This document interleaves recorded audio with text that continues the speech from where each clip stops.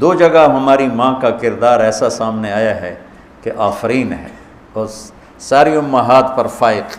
ایک صلح حدیبیہ کے موقع پر جب آپ نے فرمایا کہ ہم عمرے پہ نہیں جا رہے لہٰذا احرام کھول دو اور سر منڈا لو، تو صحابہ پہ اتنا صدمہ تھا کہ کوئی اٹھا ہی نہیں۔ آپ نے دوسری دفعہ کہا، آپ نے تیسری دفعہ کہا، ایک نہیں اٹھا۔ تو آپ پریشان ہو کے خیمے میں آئے، ام سلمہ میں کہہ رہا ہوں سر منڈاؤ، کوئی اٹھتا ہی نہیں۔ تو اگر ام سلمہ کہتی بڑے نافرمان لوگ، بہت ہی بے ادب ہیں، بڑے ہی نافرمان ہیں، ان کو اتنا ہی سلیقہ نہیں ہے کہ آپ کی بات نہیں مان رہے، تو برباد ہو گئے تھے کہ نہیں ہو گئے؟ نبی کے دل پہ میل آ جاتا تو برباد ہوتے نہ ہوتے۔ یا رسول اللہ آپ کے جان نثار ہیں اور ان کو صدمہ بہت آیا ہے، اس لیے ان کو سمجھ میں نہیں آ رہا آپ کیا فرما رہے ہیں۔ آپ باہر جا کے نائی بلائیں اور اپنا سر مڑائیں، آپ دیکھیں آپ کو دیکھ کے سارے ہی ایسا کریں گے۔ یہ کتنے لوگ کہتے ہیں بیویوں کو رائے نہیں لینی چاہیے، بیویاں عورتوں کو مت نہیں لینی چاہیے۔ بے وقوف ہو، یہ دیکھو میرا نبی اپنی بیگم سے مشورہ کر کے ان کے مشورے پہ عمل کر رہا۔ وہ مرد بے وقوف ہیں جو اپنے آپ کو اتنا عقل کل سمجھے کہ بیوی سے رائے لینے کی ضرورت نہیں۔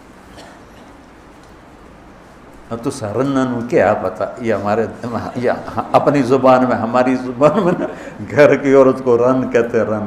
میرے بزرگوں کے الفاظ میرے کان میں گونج رہے، تو سرنا نو کیا پتہ، تو سرنا نو کیا پتہ، اور سارے جہان دیاں چگلاں آپ مار باندھے ہیں۔ میں قربان جاؤں جو عرش کی تحریر کو زمین پہ بیٹھ کے پڑھتا ہے اور جنت کے کو مسلح پہ کھڑے ہو کے دیکھتا ہے اور جہنم کی شعلوں کو مسلح پہ کھڑے ہو کے دیکھتا ہے، جس کی نظر اتنی تیز ہو کہ میرے رب کو دیکھ لیا ہو، وہ کہہ رہے ہیں ام سلمہ بتاؤ کیا کروں، یہ کیا کر رہے ہیں؟ تو حضرت ام سلمہ یا رسول اللہ ان پہ صدمہ آیا ہے، ان کو سمجھ میں نہیں آ رہا آپ کیا فرما رہے ہیں، آپ جا کے خود سر منڈائیں، یہ اڑائیں گے۔ ہمیں کہا ٹھیک ہے۔